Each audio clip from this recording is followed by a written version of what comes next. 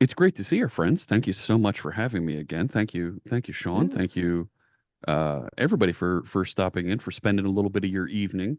Um, I wanted to talk a little bit about .NET Aspire. I've gotten very interested, very excited in this tech stack, and we've been calling this a stack more than just a framework because this is a series of tools, features, libraries that plug in and help.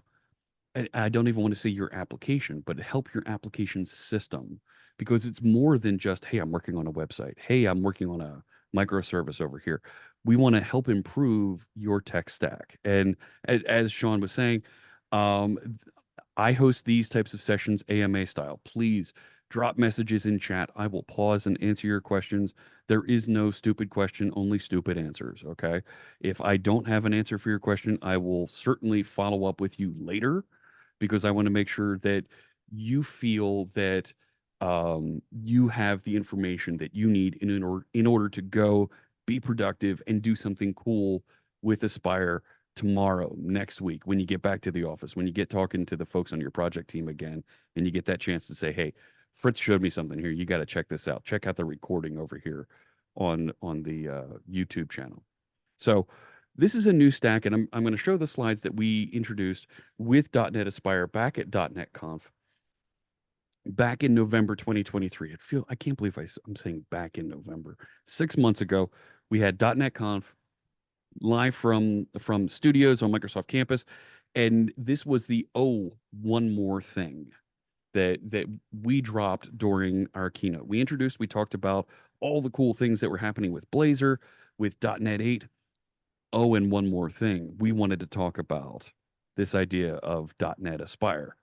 And really, this comes from this challenge that we've had with trying to encourage folks to do those cloud native patterns that you want to do in your applications, whether it's .NET, whether it's Node, it's Python, doesn't matter. We run into these four challenges around building things that are more cloud native.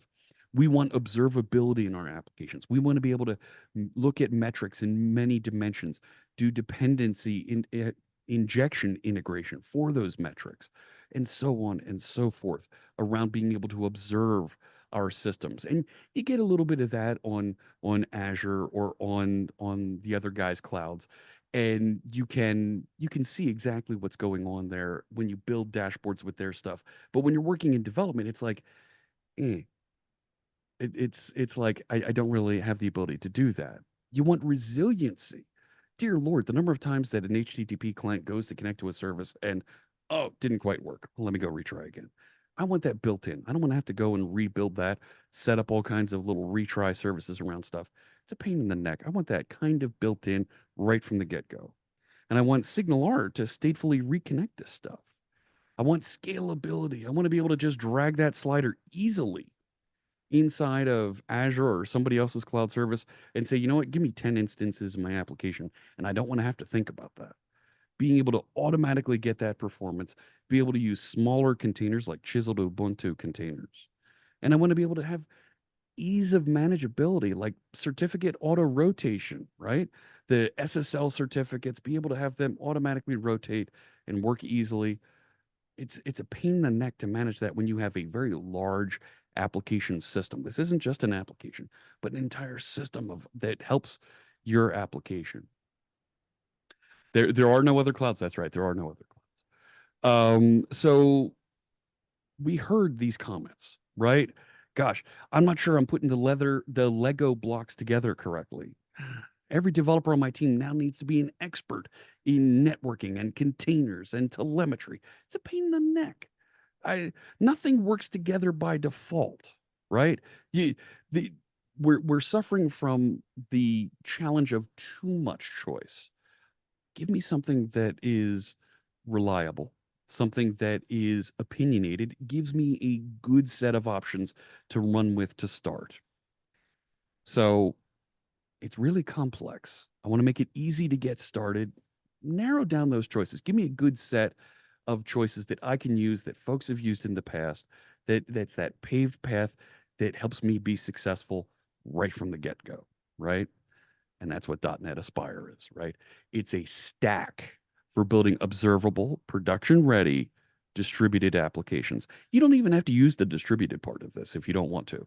But being able to do all of this in the box, pre-configured for you with the tools and features you need without having to think about it.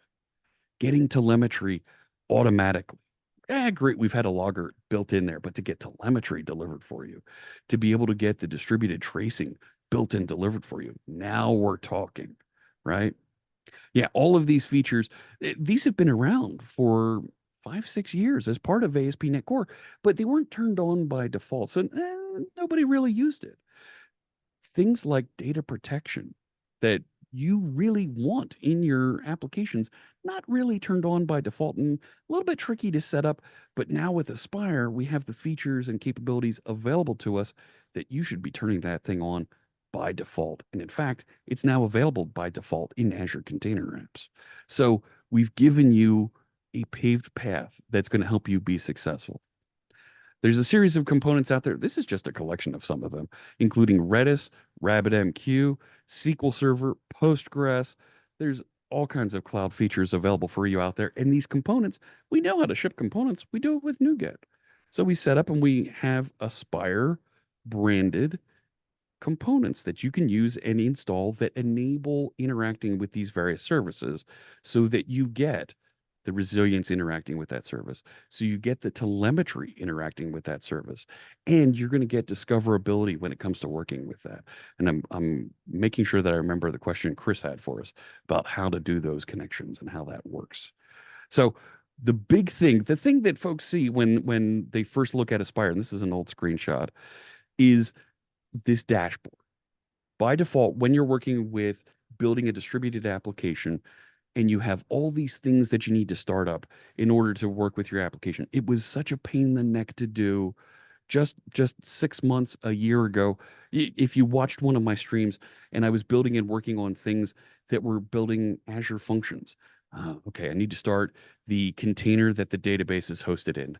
Now I need to go start the container that has the Azure functions that are running for my distributed service that's going to run over here. Now I need to go start the Azure Functions application that's going to run over here that manages the front end for my application. It was a pain in the neck, and it was very, very brittle to be able to assemble and run all of these things and to be able to coordinate and see exactly what's going on across them.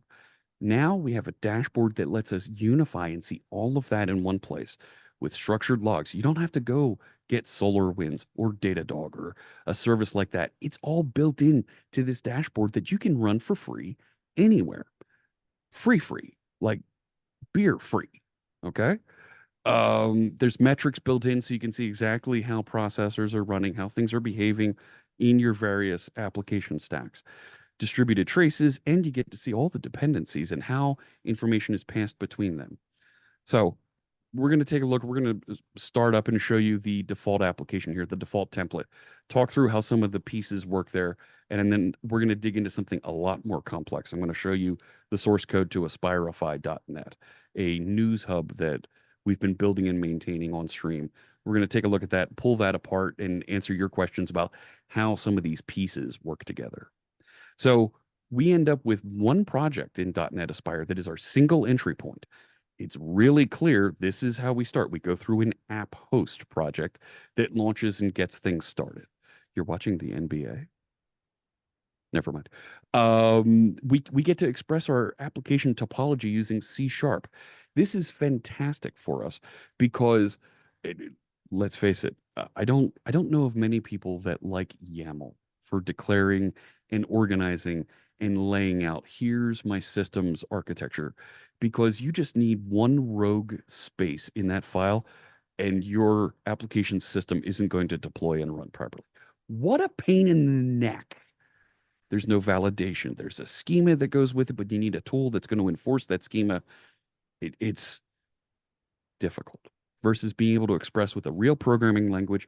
You have tools that are available to you. We all know this, that give you IntelliSense, code completion, and even get a little Copilot help in building and defining and describing your application. That's pretty cool.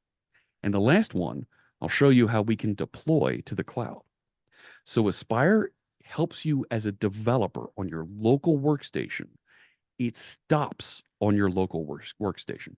It helps to orchestrate and build things just locally. The output of it is a series of scripts, actually a manifest, a description of here's what my system looks like. After I've laid it out and I've coordinated and written my topology in my C sharp to define here's all the pieces, here's how they're connected, and I can build and work with that. The output of that is a manifest. It's in JSON format. Anybody can read it if they want to. But what you do have that comes out of that end then is a series of tools. And there's 3 tools right now that you can use that will take that manifest and deliver and run it on your favorite cloud.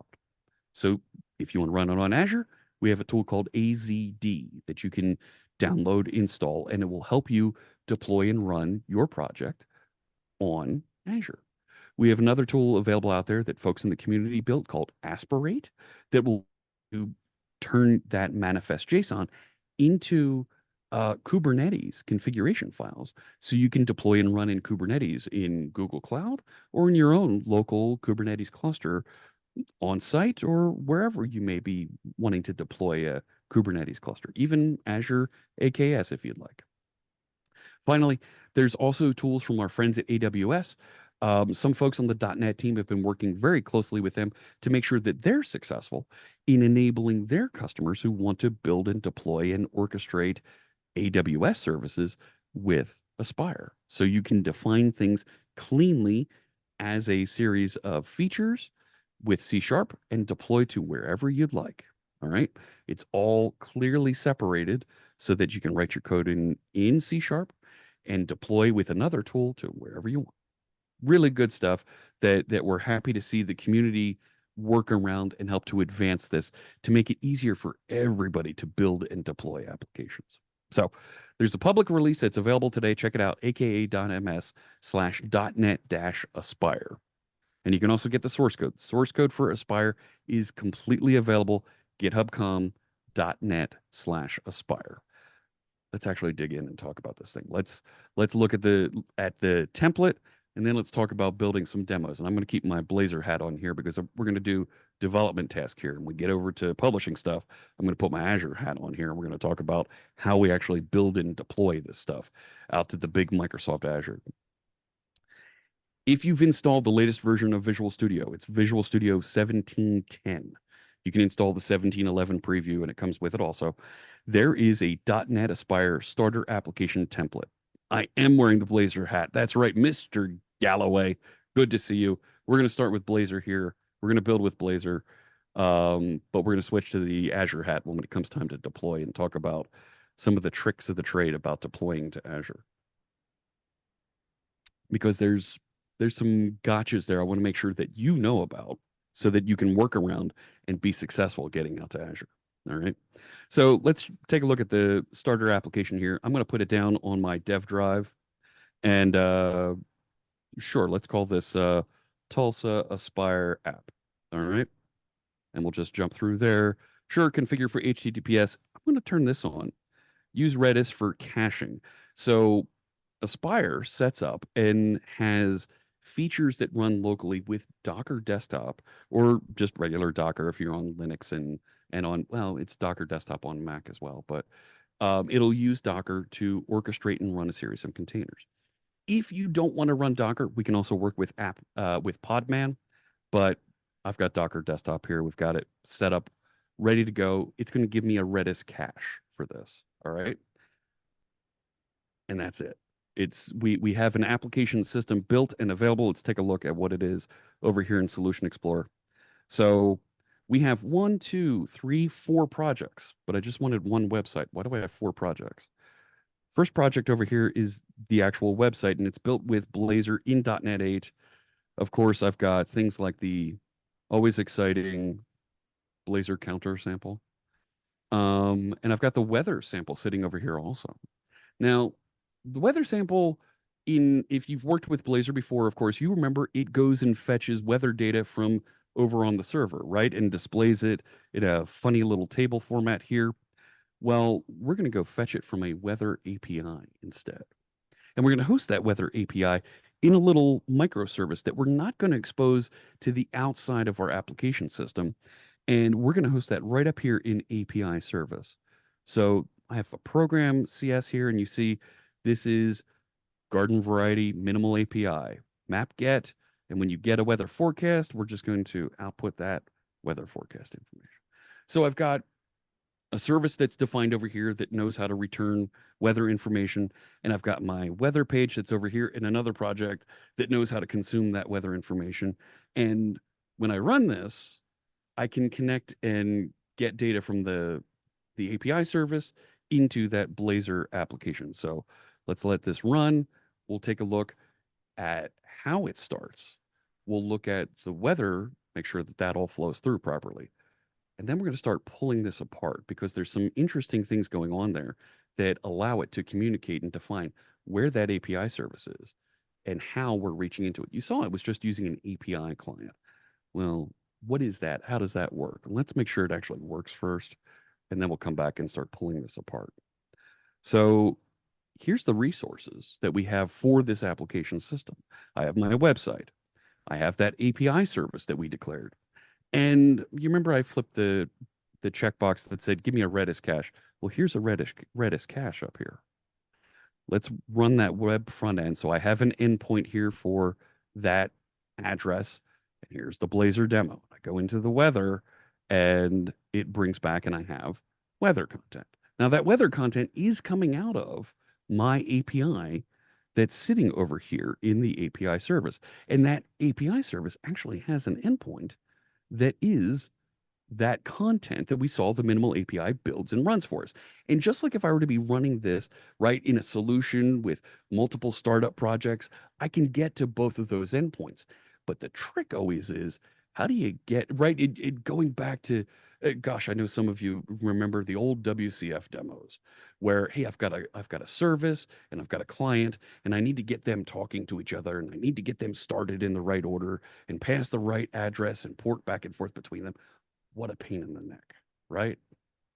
And how do I do this? This is at localhost 7379, and this is at localhost 7215. Well, this is where Aspire starts orchestrating and delivering value. How do we discover and pass references between these two services that we built and we intend to be able to scale independently of each other? So let me go back over to Visual Studio and let's take a look at the Aspire app host project. It's this one right here. There's a program CS in it, and this is where we declare the definition of our system in C# so that we know how the applications as part of this larger system fit together. So right up top, we see we're using that same builder syntax that we have in ASP.NET Core. You've all seen this. We've built it, and with ASP.NET Core, the same thing is here in .NET Aspire. We have a var here that's returning a Redis resource when we call builder add Redis. Okay, that's pretty cool. I'm able to say add Redis, and inside my list of resources here, I have a Redis cache. And I can see that the source, that's a container name, Docker IO library Redis. Okay, so we can call add Redis and build a Redis container that's now orchestrated and running here locally on my machine. There's my API service, and it's adding projects, Tulsa Aspire App API service. That's this thing right here. Okay. So I'm able to specify the name of a service as a variable and pass in and say, well, go orchestrate, go run this .NET application. And I even gave it a name in the default template here of API service. I can then stitch these together inside my web project by saying with reference, well, we're going to pass you a reference to that cache, and we're going to pass you a reference to that API service. Okay. What do we do with those references, right? This is the thing that Chris was kind of asking about. How does it know how to stitch these together? So I'll go back over to the web project and let's look at the program CS. Now, from here up, It's the same. It's the same HTTP pipeline that nothing changes here. This is just adding value. Aspire is just adding value to your existing application. And we do it by injecting environment variables and injecting a couple other libraries that help to bring that resiliency and orchestration and open telemetry into your application. And that's what you see right here. Add service defaults. This is adding a series of default configuration for open telemetry, for the resiliency, to enable this application to communicate to the dashboard and send log information over there. We're configuring Redis to receive our output cache. This is a new feature that was introduced by Aspire. But down here, we would typically add an HTTP client, and we would probably put the configuration out in app settings JSON or in an environment variable so that we could, right, we can swap that out and change it because that other service might be here, there, or wherever, and I might have to set a proxy up in front of it so I can force it to always have the same location. Well, now, because we're passing in information about those connections as environment variables, I can specify, well, that's going to API service. And we've got this syntax of HTTPS plus HTTP that is just telling it use whichever protocol we're running under. We're running under HTTP. We're running under HTTPS. Use whichever one, but prefer HTTPS. Yeah, it was just introduced as part of the last couple previews. So, but it's referring to API service, and that's the same name that we gave to this up here in app host, API service. Okay. All right. So these are orchestrating, and that's kind of cool that the project is a generic type. There's a little bit of code generation that's happening behind the scenes as the application is being analyzed and built by Visual Studio to turn and generate this enum of projects and classes that represent the various projects so that it knows how to orchestrate and run into these. Okay. So API service, web front end, cache, these names are going to be available to us inside the application so we can reference and go use those services. So up here it says add Redis output cache, it's looking for something called cache that it's going to set up a connection string for. And our dashboard shows us that information. Check this out. So inside the web project, we're adding a Redis output cache named cache. If we look at the web project down here, not only do we have the ability to click through in the dashboard and actually run that application, but we can see the logs for this. And it's giving us that same console experience that we had when we run our application, when we run Kestrel locally, right? And we can see all the same things going on there back and forth with that application. But I've also got the ability to look at the details. And this is where we can kind of peek under the covers at what's going on. So I can see there's the endpoints that were set up for this. And if I scroll down further, I can see it's set up a variable called connection strings cache. So where we were asking earlier, how does it know how to connect these things? That method over here that says add Redis output cache, if you peek at the source code of that, it's actually taking this connection name, using that to look up a connection string that was passed in. And if we look at the value that it provided there, it's only giving us here's the address of that service, and it knows how to go and establish that connection to go use that Redis cache at that location, localhost 63.345. And when we look up at our list of services, it's using and exposing the Redis cache at 63.345. Okay, that's kind of cool. And we can scroll down here further, and I believe there is, here we go, services, API service. So now when we go to say, hey, reference this other service, right? It knows the name and address of that. So it knows API service, the HTTP, and I can peek under there. There's the actual address for it. So it knows how to resolve those addresses. Okay. So there's nothing magical going on here. It's a series of environment variables it's passing around. So if you didn't have these Aspire versions of configuration happening in your program CS, you could still work with it by just looking for the appropriate configuration object, the appropriate configuration entry, whether it's an environment variable or something coming out of your app settings for a .NET application, and it's being passed in, and you can easily grab that same name and use it and consume it. There's nothing invented or new here. We've just created a standard for naming these environment variables that we're passing in. We've wrapped the existing tools with a little bit of orchestration, a little bit of telemetry, so that it knows how to read the appropriate key using that standard and flow everything along properly. Is the Azure hat the Aspire hat or an Azure hat? No, I have an actual. It's the old school blue Azure hat. I need to get the new, the with the angled A. I need to get the new A with the funny gray colors in there. I need to get that one made. Okay, so that's the nuts and bolts of how this thing works. Let's dive into this and tinker with it a little bit. Let's get a little crazy. Let's do some interesting things here. So we've added Redis here.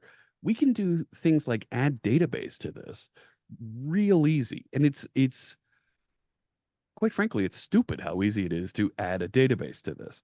So if I want to use Postgres, or maybe I want to use MySQL or even SQL Server, I can just go down here and say add, and I can choose a new .NET Aspire package. Now, of course, I'm using Visual Studio, so I get all the plugins to help make Aspire interactions real easy to do.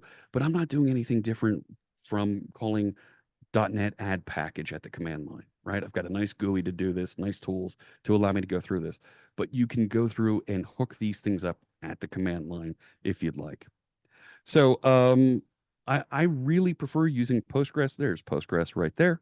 But of course, there's things like RabbitMQ, there's SQL Server, Dapper if you want to enable Dapper, Node.js, right? There's Redis. We've already got Redis installed. Key Vault, right? And stuff for specifically targeting Azure when we deploy out there. So, but I want to install Postgres. Real easy to do, runs nicely. I happen to already have the containers downloaded and running here locally. So now when I come back over to my program, I can start to set up a database for working with Postgres by, man, Copilot, you're giving up the ghost here, man. Let's do that. It's, ooh, now it says add Postgres. Like it's in my IntelliSense. It knows that Postgres is available to us. I'm going to call this DB server. Okay. And I want to set up a database, right? So I have a server called DB. Now let's set up the actual database that's running on that server. So let's set up, I'll call this DB name. I'll call this my DB, and I will say DB add database. Sure. Go ahead and do that. Look at all the IntelliSense getting in the way here. Thank you. My DB. And you know what? I want to have that run locally. Um, I want to have it run locally, but I want to make sure it persists some of that stuff. So, where is it? I want to say with data volume so that it persists data locally and I can work with it. And I can also specify a volume mount, so I can specify where on disk it saves that. That's kind of nice. I can also specify that it's got external endpoints, but I'd really like to make sure that I get PG admin because it's nice to be able to peek into that, and that's all I have to do to set up Postgres. I want to make sure that my website knows how to use that, so I'm going to pass in with reference to my DB and 4 lines of code, and I've got a database. RN asks here, are you still assuming a valid SQL Server license before it runs? Running locally as a developer, it's the same as running local DB, so they're not assuming anything there. They're just letting you run it locally. When you do go and run on larger instances, because this is a developer tool, there's uh, no pushback on that. But when you do go to run on a larger instance on your favorite cloud provider, hopefully a nice blue cloud provider, then you get into, of course, paying for that Azure service appropriately. I added the Postgres database, not the SQL database, Postgres. And now I've got a couple more lines here. There's my DB server, right? That's what I called it over there, DB server. And it's right over here. Now I've got DB server PG admin, and I've got a link through to that. And there's my database that I'm running that is actually the database, the Postgres database inside that server. So I can click into this and it'll launch PG admin. I didn't have to do any other configuration. I didn't have to go and install anything. It's all containers being downloaded and managed and connecting to each other, running locally on my developer workstation. And hopefully it comes back. There we go. Here comes PG admin. So I can see and interact with my Postgres servers. There's my DB server, databases. There's the initial Postgres database.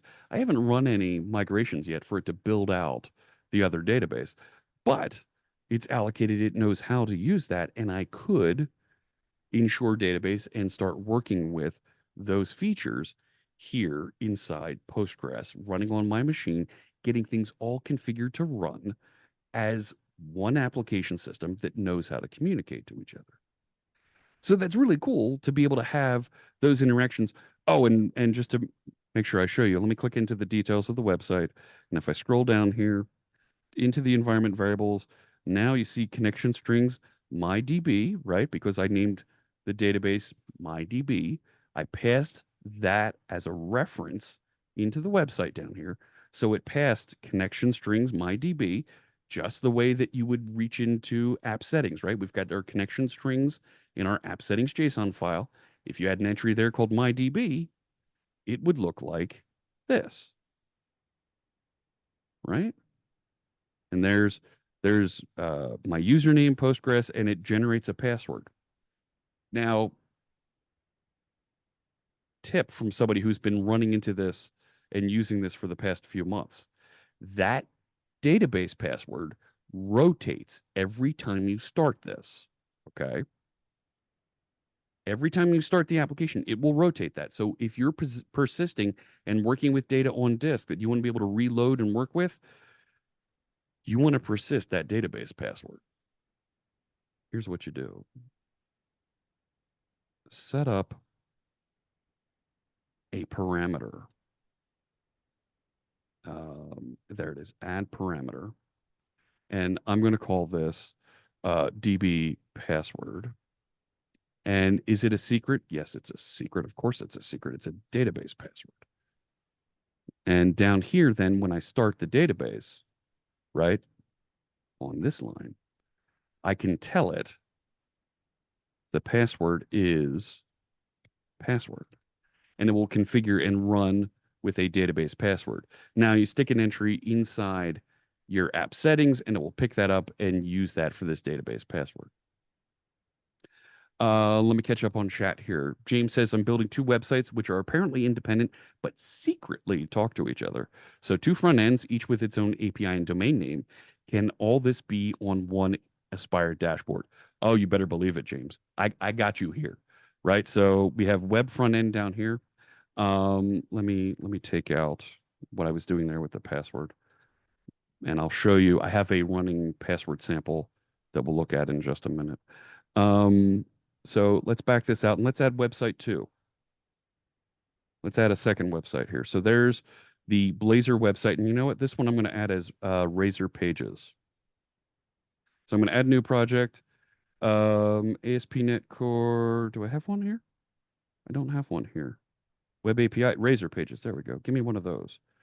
Sure, I'll call it Web Application. Let's call this Razor Pages app. Next, right?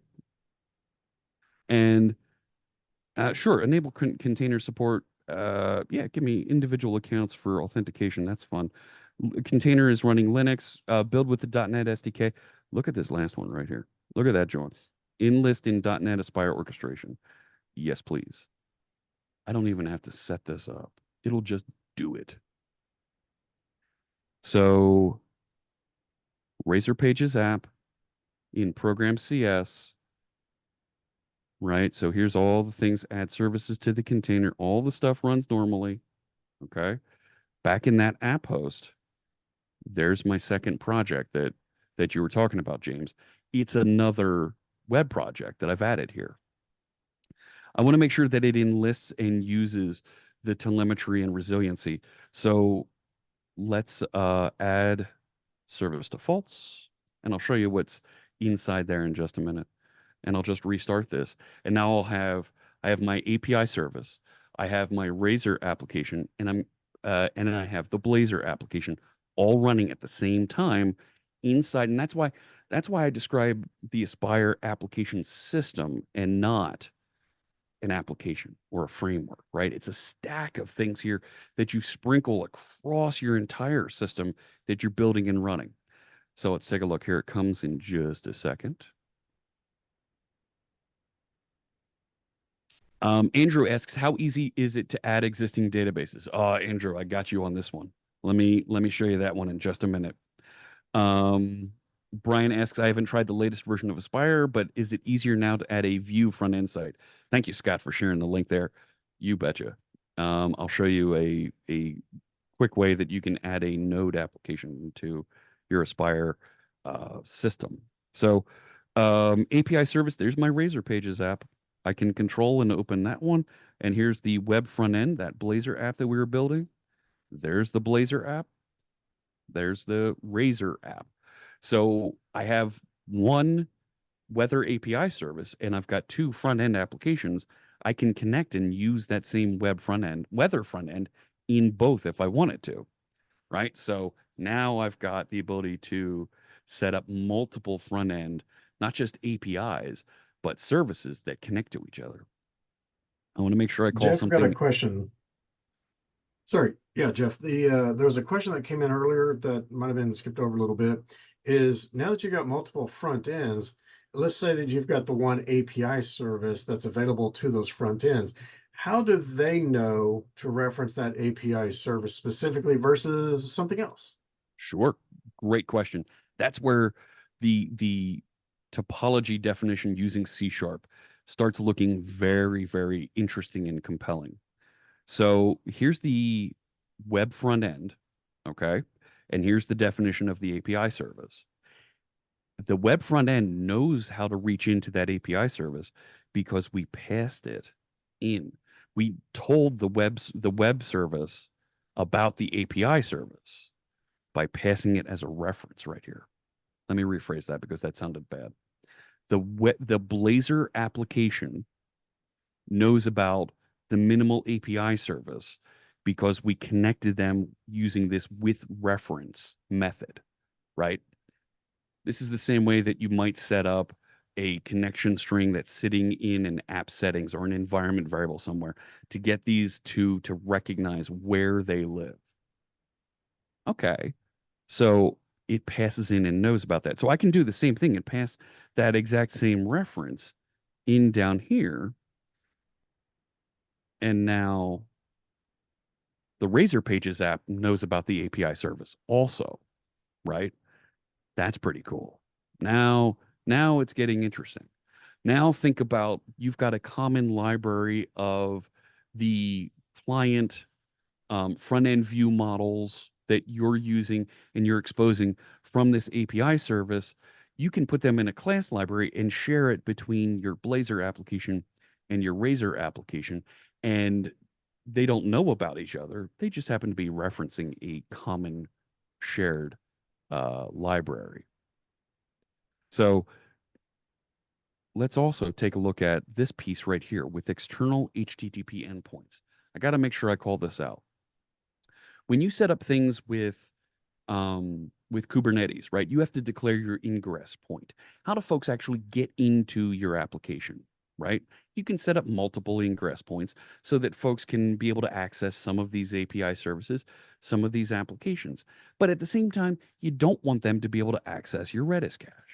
And you don't want them to be able to access your Postgres database. So we can set up and explicitly declare using C# code exactly where the external projects are allowed to be accessed when we build and deploy. Okay. Oh, fantastic, Randy. Glad to hear it. Thank you, John, for sharing a little bit of source code there. Yeah, we can add an extension we can add another Aspire package. So let me go down to app host is our entry point. So we want to add another type of service we want to host. We can just choose to add new Aspire package, and we'll get the ability to choose inside of here. Where is it? Right, node. There it is. I can choose to add a node application that I want to host. Yep, go ahead and accept and bring all that stuff down.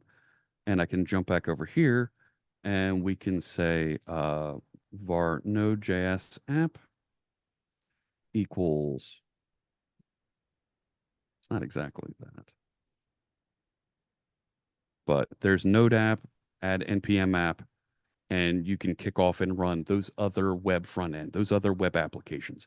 So if you've already got microservices that you built with Express, you can set up and orchestrate and host them here inside the collection of Aspire services. And we're just at the beginning. I'm only showing you the dashboard and discovery of services. We haven't touched on logs or tracing yet. Remember, I said there's 4 pillars to this thing. We haven't touched on those other things yet. Let's go take a look at that real quick. This one better be on YouTube. Going to take a few watches. And Joshua, I'm going through this quickly. There's a series of great Aspire startup videos that you can find on youtube.com/.net. Take a look for our Aspire video series there. I'm also going through a series of workshop style lessons that I'm teaching on Wednesday mornings. It'll be 8 a.m. Central Time on youtube.com/.net, where I'm doing same type of AMA style live discussion, walking through learning how to build and stitch these pieces together. All right. So there's all of our services. And when I opened up and I went to the web front end, of course, I went to the weather and we saw that it returned data there from the API service. But what happens? How does that data actually flow, right? We mentioned that there's distributed logging and tracing here. How do I see that? What does that look like? It's all on the dashboard. So check this out. I can go into traces and I can see all the requests that came into the front end. So down here, it went and I had my weather interaction. And you see it used the web front end and I've got API service interactions here. So if we open that up, check out that graph. I can see it was using the Redis cache, and the client startup went out there and connected and went looking for data. Didn't find it. So the web front end said, okay, well, I need to go get some stuff. And it went out into the weather forecast API. And we can see exactly where that connection took place, how long it took, it completed, and then we can see it set that key in our Redis cache. So now when I come back and I request the weather again, right, I get the same content coming back. There's an output cache being used there. So if I go back to my traces, now I see requests that take like 2 milliseconds. And it just did a get request here and hit that output cache. Really cool stuff. Thank you, John, for sharing the videos and learn content there in chat. Much appreciated. So we're seeing now distributed logging that shows us exactly what's going on. I can look at the details of exactly what happened there. And I'm running out of user interface here. I can see all the information, events that happened in there. I can even look at the logs. If there were structured logs that were written there because an error happened or something, I would see all of that log information here. All right. So we've got traces, we've got structured logs that are available, but there's also metrics for these things out here. So I can run into my web front end and I can actually look at the request duration for how long those things took. And I can filter and interact with graphs that update live as I'm interacting with the application. These graphs are updating for you. No longer do you have to go through and put filters on top of your Windows event viewer and your performance operations that are happening out there, right inside of right Control Shift Escape, and you're going to bring up your process manager over here, and we're going to take a look in the task manager at performance and look at and see what's going on in there. And holy crow, what a pain in the neck to manage. And I'm only getting just a part of the story when I look at this versus I can get it filtered and it gives me a developer preferred view of just my application system that's going on.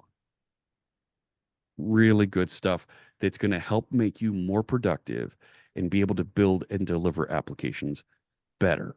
All right. Oh, Scott, you're giving up the good parts that are coming up here in just a second. Yes, that dashboard is now also available in Azure Container Apps. I want to show you a dashboard that's running live for a production site that you can get to right now in your browsers. We're going to get there in just a minute, but we're absolutely going to look at that. I'm going to show you a little bit of what's going on in Azure when we package this thing up and deliver it. Okay. So, and it's important to me that I show you things that are real, right? It's one thing when you're watching the demos and stuff and you see our friend Garov or you see Scott or you see John on stage and they're showing you these things and the demos look really good.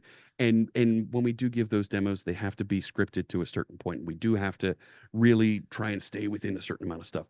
But I want to break that fourth wall and show you something live that you can go to and interact with. Okay. I'm going to get there in just a second because I'm going to show you how you package up and deliver this. All right. And I'm going to do something that our friend Donovan told us never to do. And Abel told us never to do. I'm going to right click publish. I'm going to right click publish. That actually started with Chris Diaz. He's the one that coined that term. Yeah. Here's the deal. It's going to give you the ability to package and deliver to Azure Container Apps. And you can go through this process and it's going to set up all the things that you defined inside that program CS for the app host project. And fine, I'm not going to go through and log in and show you all this because I want to show you what it actually generates at the command line. But you can go through that and it will generate and it will handhold you through delivering and running this out on Azure. Friends, don't let friends right click publish because what's nice is you could right click publish and it will actually generate for you GitHub Actions that'll do that. But when you generate GitHub Actions for doing that, it gives you that goofy temporary domain name. Nobody likes the goofy temporary domain name. When I see somebody that has their website running at jeffscoolwebsite.azurewebsites.net, there's something there that just doesn't feel complete. There's a certain polish that it's missing. So now let's look at something that's a little more complete, that has that configured. And we can go through and actually explore and show you how it builds, how it deploys, and works with GitHub Actions using the AZD tool that you can run at the command line. So AZD is our Azure Developer Command Line tool. This is what picks up after the Aspire app hosts. And in my app host for, this is aspirify.net. This is a website that we've been building on my live stream that sets up and configures a little news hub that has all of its data actually stored in Azure Table Storage. It has the ability to log in with a Microsoft Client ID. It's got a Redis cache out there, so it runs really, really fast. There's Azure Storage. We can add Azure Storage into our application. There's tables, blobs, and queues. I even set up a container here. I can add just any container that I want. I brought in a container from this guy, Seba Gomez, called Azure Storage Explorer. It's not perfect, but it lets me explore Azure Storage right from inside my Aspire application here locally. So I'm running the emulator here. I'm telling it, run this as an emulator, and I can explore and look at that emulator with an in-web tool. Just like I have pgadmin, I have a tool that allow me to explore and check that out. That's great. That's really cool. I've also, you can see I passed in a property here for my storage that says run this in standard LRS, standard local replication. I don't need the global replication for my storage. That's a little overkill for this website. I can scroll down. You can see I also set up a Postgres server resource. I've got a password set up here, and I've got my database server set up with health checks, specified a data volume for working locally, and I told it to publish as a Postgres flexible server. this is important. I want to make sure that you know that this is available to you. And there's another feature I'm going to go back and show you about how I did the Redis cache. When you publish entries from your project CS, from your program CS, when you build with Aspire, right now it assumes everything is a container. So up here, Azure Storage, that's clearly I'm adding a service. It's going to reference that service. But adding Redis, well, it's going to generate and give you a Redis container. I don't want a Redis container because I like to use, I've got a Redis cache that's out there that's actually a little bit cheaper for me to use. And I'm using it across 3 other websites. So it works nicely to share that. And it only costs me 16 bucks a month. Not bad. So if I scroll down here for this Postgres database, I don't want it running that Postgres database inside of a container. I really want it to run as a flexible server so that I take advantage of Postgres configuration and all the optimizations that Azure has built for me. So make sure if you're going to use Postgres, there's a similar configuration for MySQL so that you get the MySQL service that's running on Azure for you. Otherwise, it'll run in a container, and in a staging environment, that might be okay for you. Nothing wrong with that. But when it comes time to run in production, you're going to want something like this so you get that stable service that it knows how to connect to. And just like we saw it passed a connection string into my web application, it passes a connection string in when we publish it to Azure. I'm going to continue scrolling down here, and you can see I've got other configuration here and there. Look, it's passing the references to those services into my application. Okay. And I've got a little thumbnail service that runs out here. So Chris was asking about being able to hook up some things with like RabbitMQ. I'm not that sophisticated as using Rabbit or Service Bus. I'm just using Azure Queues here, and I'm passing a reference to my Azure Queues. So I have all of these things configured, so much going on here. When I run AZD for this application, it generates, and I'm going to open this in VS Code because it's a little bit easier to read the YAML and configuration that it generates. Andrew in chat asks, is that the same as building and release? Yes, it will build and release when we publish. So this generates, to start, this Azure YAML file that says, hey, here's where the application is. That's the entry point for my configuration. Now, I mentioned that the AZD tool generates and puts down some information about where the things live, how these things are configured that it's going to go and deploy. And it sets up a little bit of infrastructure here that includes some bicep configuration of here's all the configuration strings and things that we need to deploy and be secure first in your production space. That means setting up things like RBAC, right? Role-based authentication, so that things are locked down by default and you need to be granted access to be able to see some of these parameters that are floating out there. But I'm running this in production and I've got some things that I want to apply, like a custom domain name, like sticky services, because I have Blazor interactive server-side interactions out there. And when there's more than one container running on Azure Container Apps, I need to make sure I'm still hitting the same container. So I generated the YAML and the script to actually deploy and configure all of those features with Bicep. So I've injected into here. This is something I'm writing a blog post on. It's in the documentation. It's kind of tricky to find, but this is the configuration for all of those features. And if we scroll up here, there's the ingress data point for my website. This is the web service for the website. And I've specified inside of here sticky sessions. By default, this isn't turned on for you. So I've added this in to activate that feature. This is kind of your escape hatch to add extra features, okay? And here's my custom domains to enable that domain name for use on my application. This is great because now I've got configuration files that I can pass into GitHub Actions that will build and deploy using AZD. And everybody has just about the exact same AZD deployment script that runs on, whether it's GitHub Actions or Azure DevOps. They're very similar steps. I've injected one or two things in here just because I'm special like that. So things come in here, and of course, check out my code, install the AZD, the Azure Developer Command Line tools, log into Azure with my credentials so that I can deploy. And it does workload restore because Aspire is a .NET workload. When you install Visual Studio, it puts down this workload for you. If you're on Linux, if you're on Mac, you need to install this workload yourself. But we've already got it defined, so it'll bring it down and restore here. Thank you for the links in chat, Sean. Much appreciated. So here it's going to run a little thing. I actually grabbed the .NET Aspire version because I want to put it in the footer of my website. So I just wrote a little tool that reaches into my build references and pops out the .NET Aspire version for me. I run some unit tests.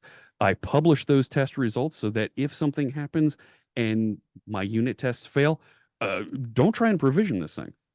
We don't want to deploy something if the tests fail. So I've got tests that run here and make sure we always publish the results. And then here is where Aspire and AZD kick in. I have those bicep files that I generated. There's instructions available for how to do that. I'm not going to go too far into that, but you can use the AZD tool to generate those templates for you. But it calls two commands. You can run these locally if you want to build and deploy locally. It runs a provision command here that says, hey, go allocate all those things I defined inside my app host project. And then it says, go deploy everything that I told it that we're building as part of this application to there. All right. This is a live website that is running that uses this. I push updates into this all the time. I even pushed an update into this like in an hour or two before we got started here. So let me, sure, I'll just bring this over. We'll go over to the Azure portal because I feel like doxing myself. And we're going to jump in here and show you. See, that's the AI I want to put on a hat. Now that we're going in Azure, we're doing Azure-y things. Let's change to the Azure hat.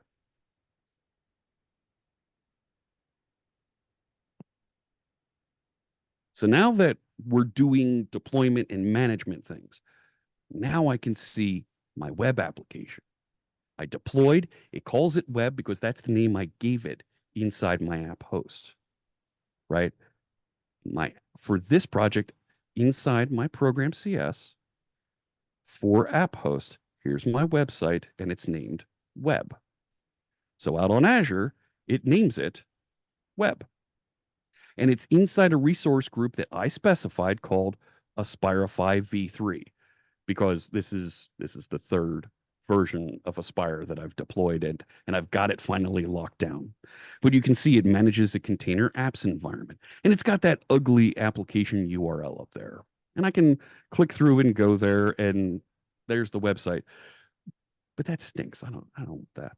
And we can see there's an analytics workspace over here, and I can even click through and see those variables that have been passed in. Okay. Now, I shouldn't be able to see these normally. Here's the thing. Okay. This is going to freak you out the first time you see that. It's going to scare the pants off of you because it did to me. Nice hat, Sean. Here's the thing. When you first click into this, even if this is your personal subscription, and you are the owner of the subscription, by default, you do not have access to see this panel. Okay. I want to make sure that you're not scared when you see it. By default, you aren't allowed to see this.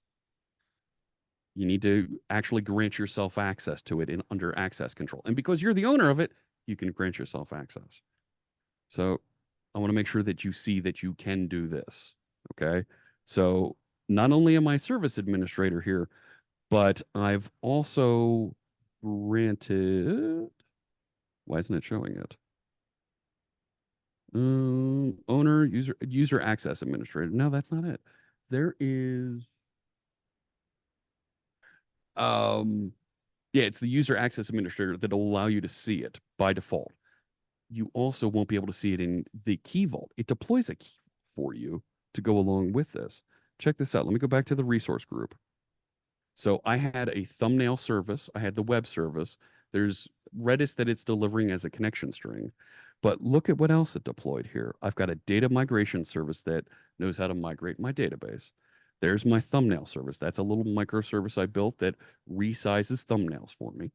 My container apps environment, there's my key vault. It deploys its own key vault to manage this for you. This one you can't see the contents of. There it is. You need to be a key vault administrator. There's a key vault specific role that you need to be able to see this. It's going to cause you to get a little bit sketchy about this. Like when I first ran into this, I thought, this is my personal subscription. There's no other users on this. Why don't I have access to that? Yeah, because by default, only the key vault administrator and manager users are allowed to access that content. Managed identities to run this, and then the web app down here. So I showed you, I set up the ingress for the external domain name. You got to make sure you turn this on, right? And I particularly called out this statement with external HTTP endpoints. This is what makes your application visible to the outside internet. When you turn that on, it turns on, where is it? Accept traffic from anywhere. Okay. If you don't turn that on, and this took me, I literally was looking at this for hours before I realized that without that, with external HTTP endpoints, it turns this on and I couldn't get to my application. I'm like, it's broken. What the heck's the matter with this? You got to make sure you say for your public facing components of your application system with external HTTP endpoints, and it will turn that on by default in the configuration. You can certainly come through here and click it on, but it will go away next time you deploy because your application isn't configured to have that. It will automatically update and set them back to your last preferred declared state.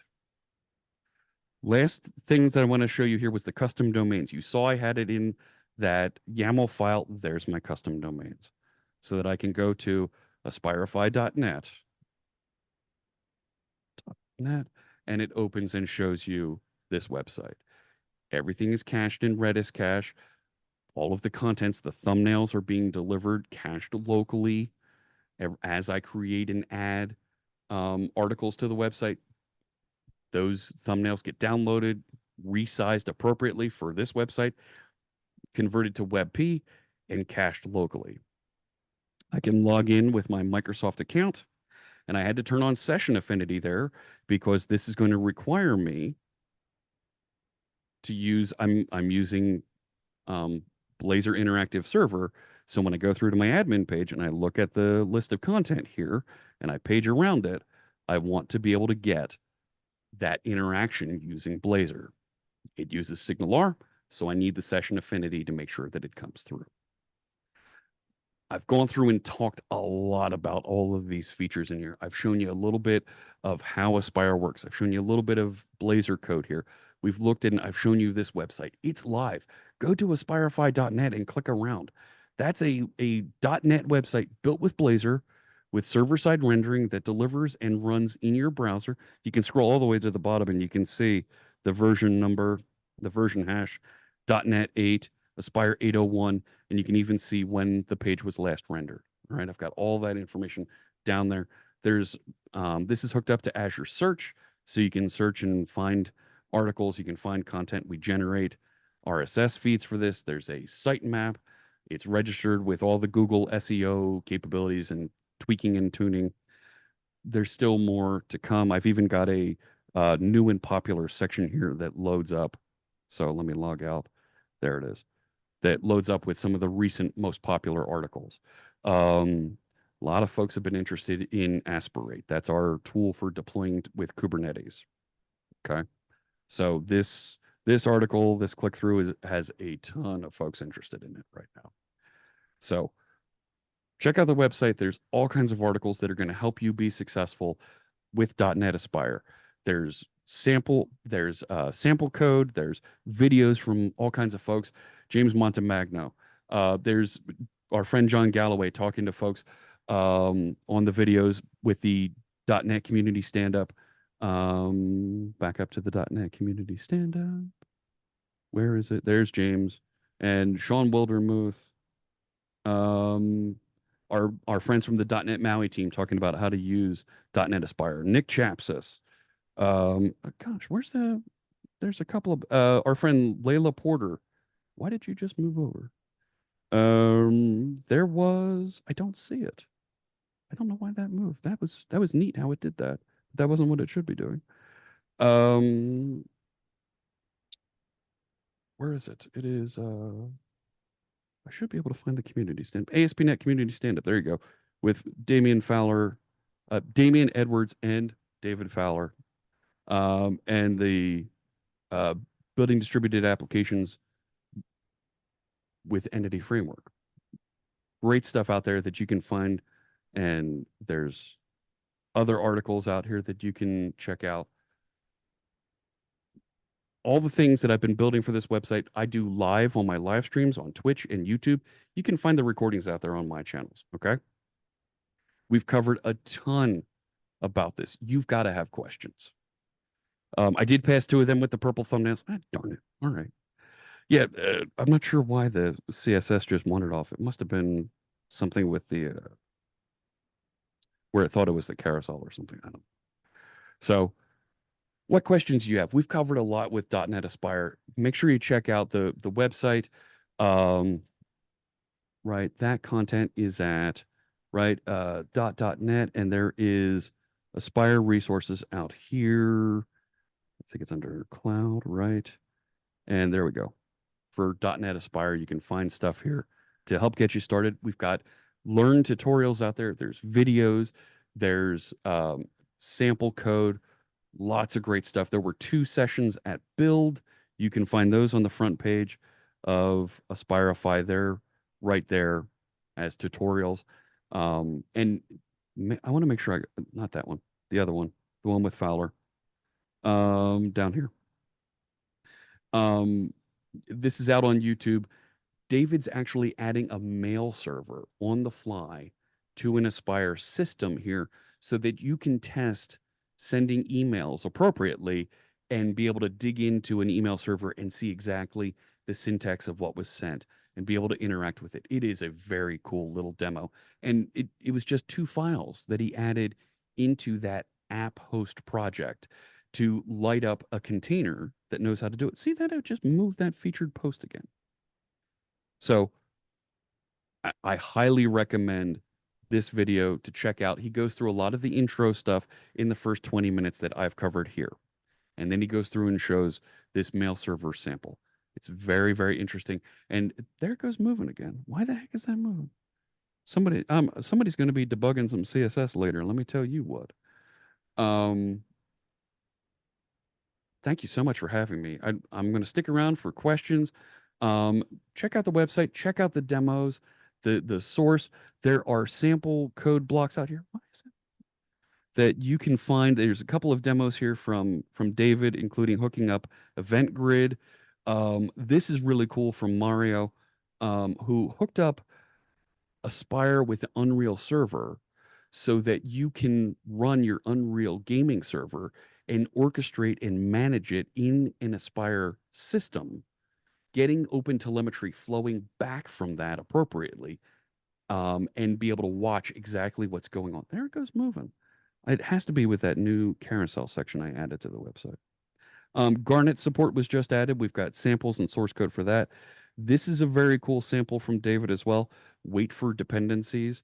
Remember I mentioned earlier when we used to do applications, right? We had that start order when you debugged and ran applications, and you want to make sure that your back end service starts before your front end service. Well, sometimes you do have services you want to make sure start up in the right order. This is a sample that shows with 2 or 3 files how to add a command into your Aspire system that says we need to wait for this other service over here. And it will properly start them in the correct order that you specify as you write that configuration. Actually, I'm using that in this website. There you go. So here's Here's my website, and I'm waiting for my database migration service to complete. And my database migration service makes sure that the database is running before it runs the database migrations. Really great stuff. The source code for this website is private, but I do show it all the time on the live stream. What we're learning as we're building this website, including, I guess, magical CSS that moves things around while you're not asking for it. What we're learning from that is becoming part of my Wednesday streams that I show on the .NET channel on YouTube, and on it we simulcast to the Visual Studio channel on Twitch.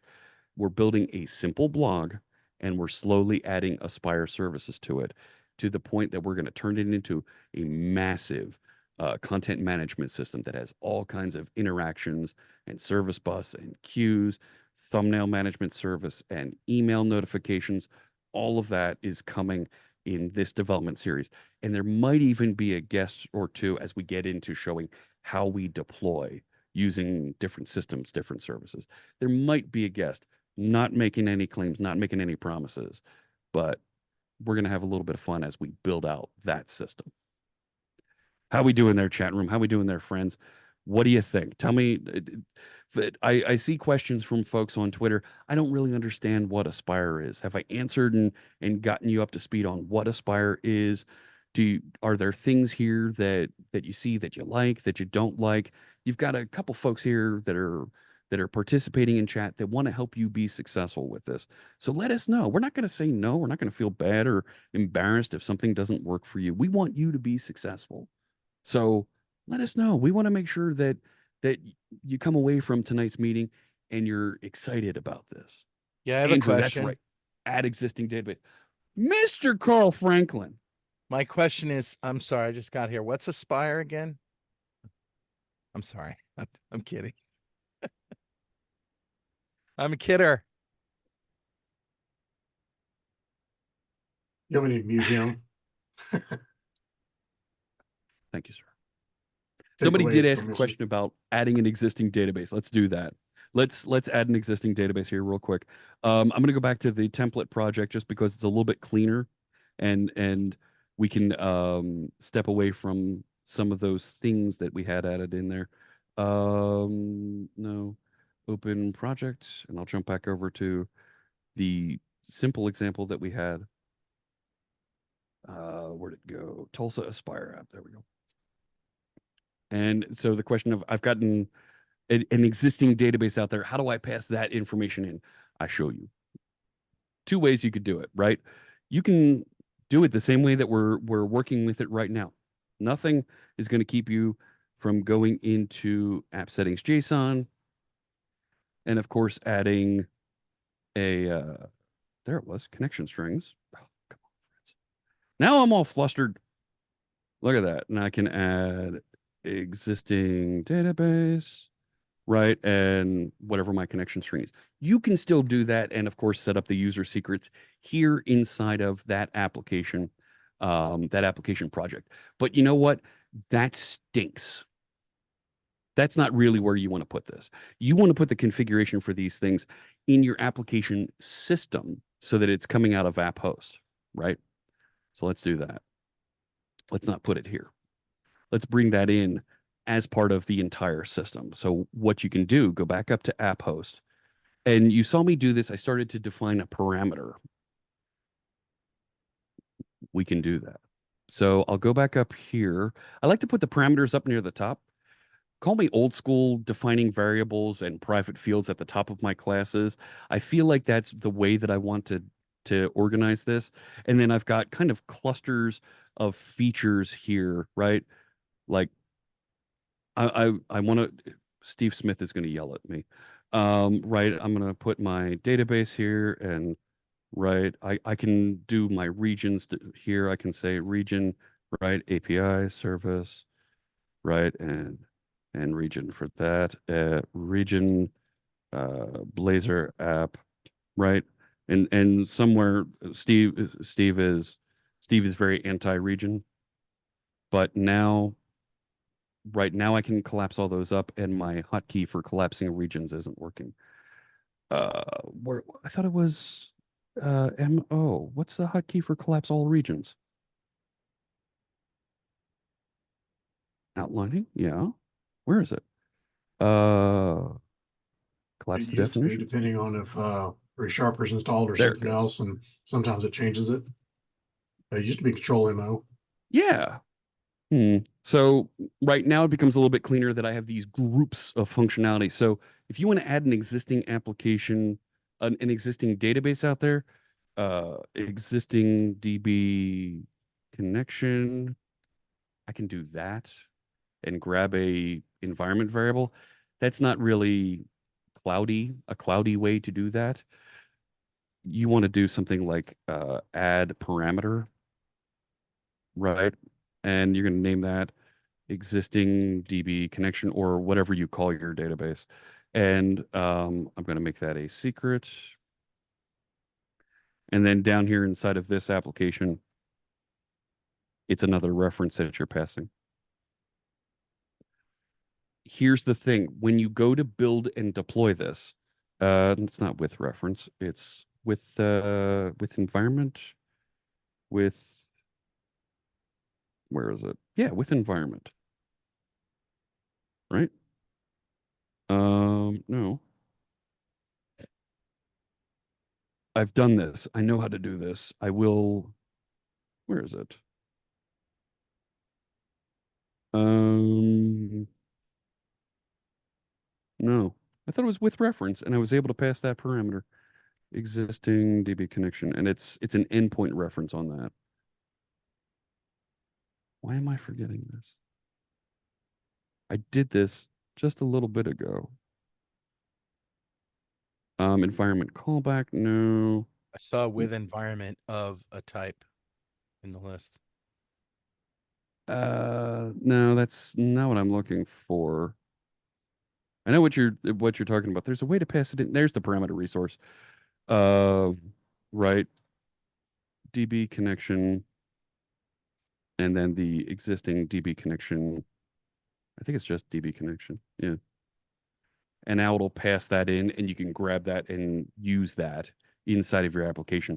And this existing DB connection, because it's a parameter and we've declared it as a secret out here, and you see Visual Studio's chiming in and giving me the label for that parameter. Because I've labeled it as a secret, when you go to deploy, it will inject and put that connection string inside of Key Vault for you. So it's secured and nobody can tamper with that. That isn't allowed to. But my existing DB connection out here, I can put into, I have it over here in the Aspirify. I can put that into my app settings for the app host project. Where is it? Here. App settings JSON. So I can define a parameters, right? So go over here, app settings JSON. And just like I have logging, yeah. Parameters, and these are the parameters we're passing, not allowed hosts, right? No, I called it existing DB connection. And when I'm working locally here, right, I can have whatever connection specified here. Now, that would be for a local developer instance of the database, because you're going to save this in its app settings JSON. It's going to go into your source control, but you might not necessarily want that to go into source control. So of course, you can add it as a user secret and put the real connection string over here, and it flows through the exact same way that we've done with ASP.NET for years and years. All right. So does that help answer the question? Let me back up there. Who was asking about the existing database connection? So we've shown how to inject a parameter, where you can place it in the configuration. Let's actually run it so you can see it flow through. Make sure that that works. So it does, Andrew. Awesome. That's great. I want to make sure you see where this comes in. And when you run, when you go through the AZD deployment process, and I know I'm kind of hand waving at that, locally you'll run a command AZD pipeline config, that will take in these parameters. You'll have to key them in at the command line. And it will save them in Key Vault for you so that they're properly passed around and secured and encrypted out on Azure for you. Okay. They're also going to be managed by GitHub Actions so that they flow appropriately through the systems. So that parameter isn't listed here as a resource. Okay. It's just the only resources here are things that had endpoints that we're working with. But when I back up and I look at the web front end project here and I look at the details, right, and I scroll down into here, there's my DB. Where is it? Where's that other parameter that I specified? What did we call it? DB connection, right? I don't see it.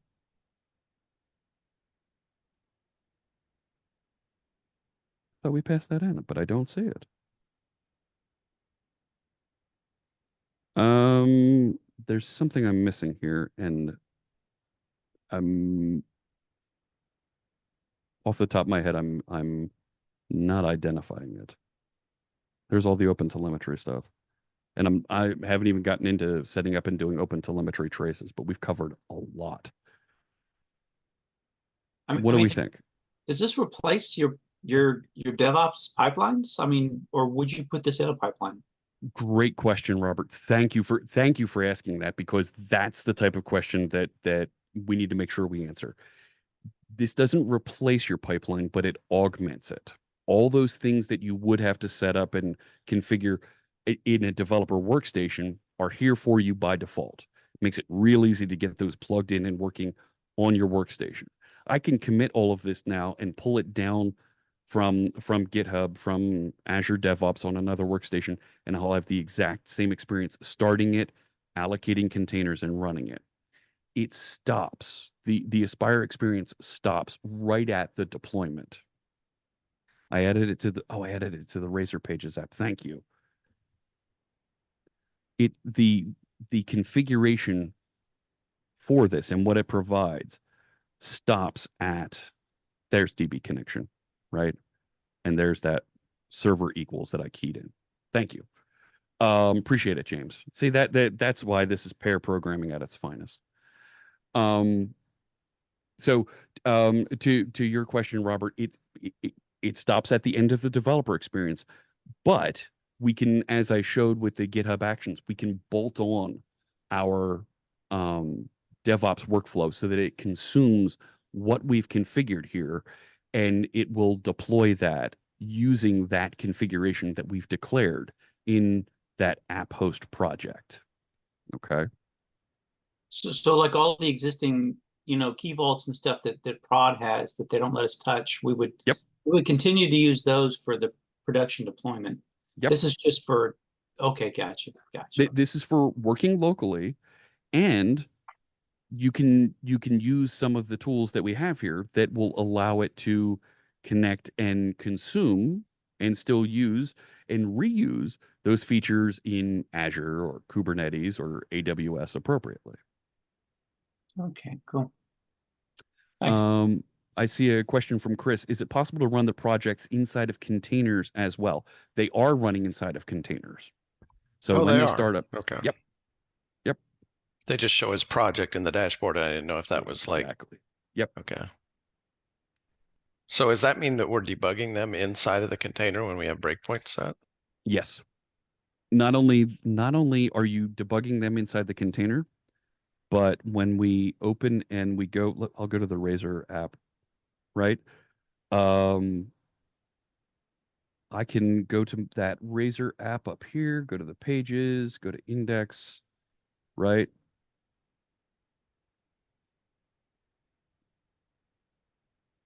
I've also got hot reload. Oh, nice. Okay. So that's cool. It's wired up all the way through, and you can see that. Now, hot reload works to a point with the current version of Aspire. There's a bunch of stuff that it does kind of nicely for us, right? It's kind of like warm reload. It's kind of like warm reload. I heard you. I see what you're trying to do here. I'm just professional. Mr. at Carl this. Franklin is trying to throw me off here. So, right, the hot reload works for a bunch of things. It's not perfect. There are enhancements coming that the team's been working on for hot reload.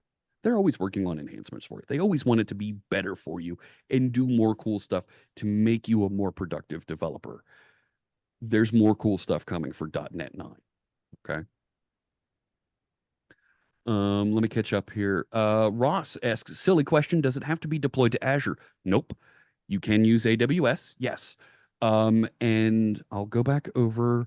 I happen to have articles about using it with AWS on aspirify.net. There was a AWS show featuring David Fowler, Norm Johansson, talking about using AWS with Aspire. And I think these other ones, yeah, it picked up the and it is showing those.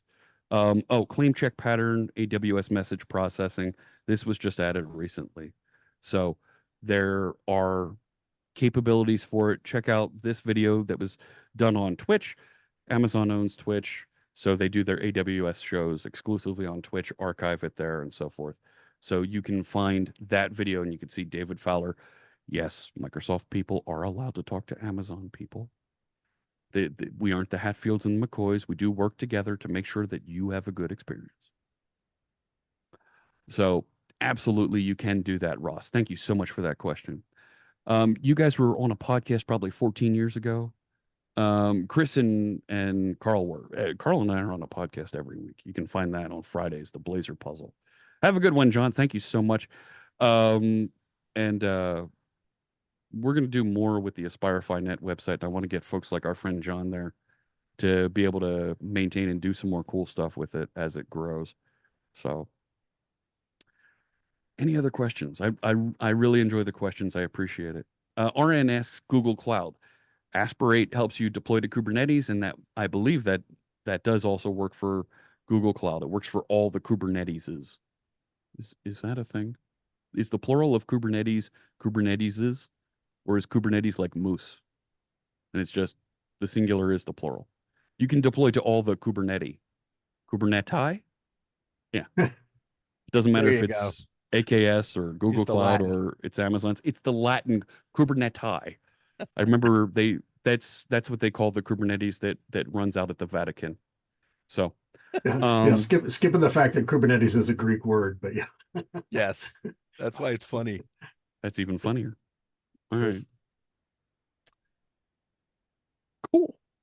Thank you so much, friends. I really appreciate the opportunity to chat. And our friends that decided to drop in to troll me, thank you so much for helping Hey, us. Anytime. I hear you there. Look at can't stop giggling at this.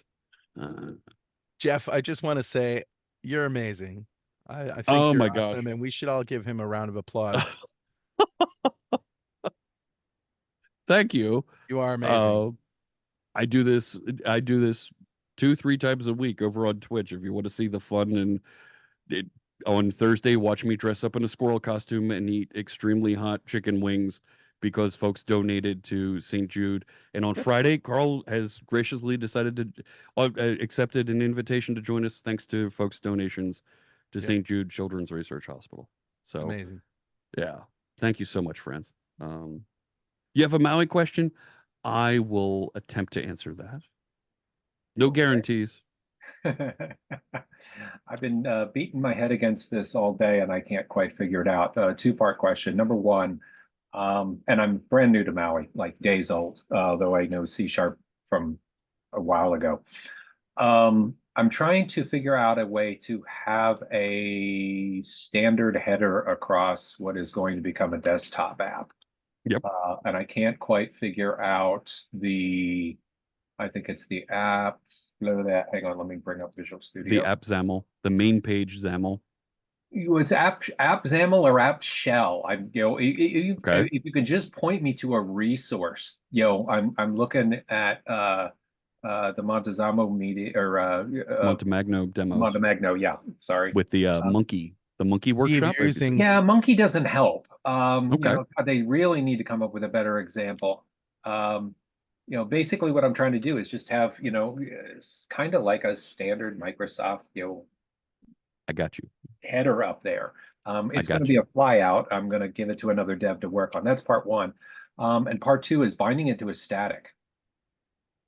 Binding it to a static. Why would you do that? Well, actually, I need to bind it into a singleton, but they're effectively the Ah, same thing. so Yeah. you can inject that. Check out the MVVM capabilities that are available with the community toolkit. Yeah, I've been biting against that. I got MVBM working on the login screen, and then basically you log in and then you pick a hat that you're going to wear for that session because you can have several. Yeah, similarly. But the second page is hats, and then I need to persist that because based on the hat that you've got, that's what the flavor of the application is going to be. And you can always come back, change your hat, and the application will reskin and do its right thing. But yeah, I'm just looking for resources, and I keep running into the damn monkey and cat dog, and it's like not quite applicable, guys. Steve, Yeah, Carl here.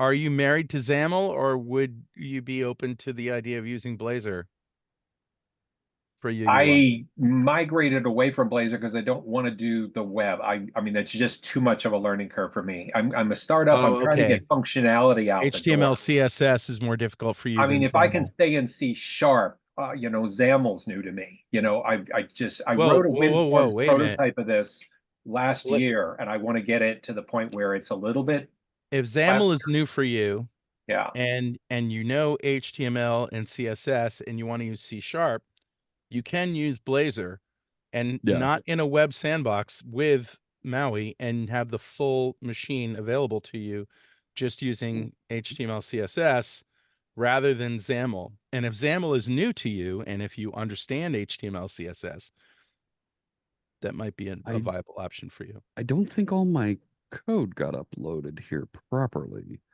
This is a newsreader demo that I built as part of a workshop last year, but you're particularly looking at being able to do a little bit of layout and reuse.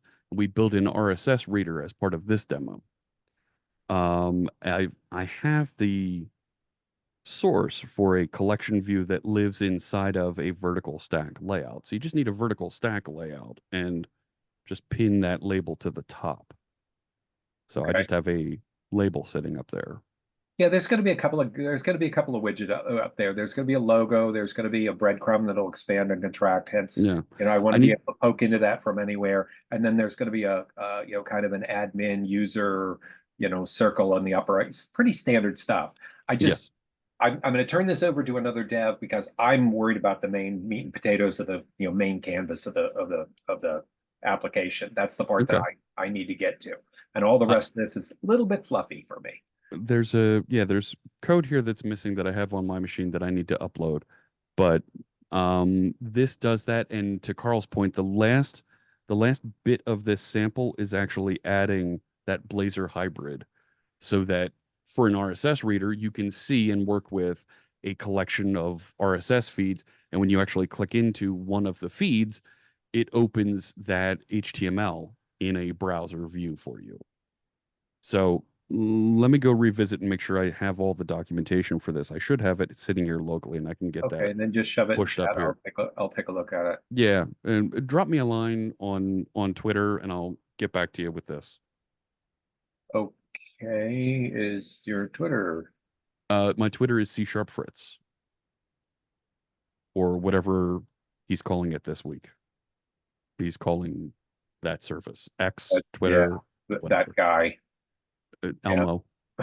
I started calling it X Twitter. Well, I mean, chronologically, it is X Twitter. So like EX, like my ex-wife. Yeah, exactly. It's in the game.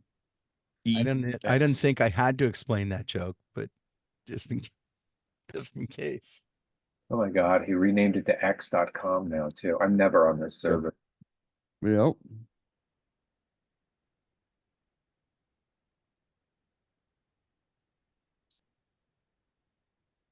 All right.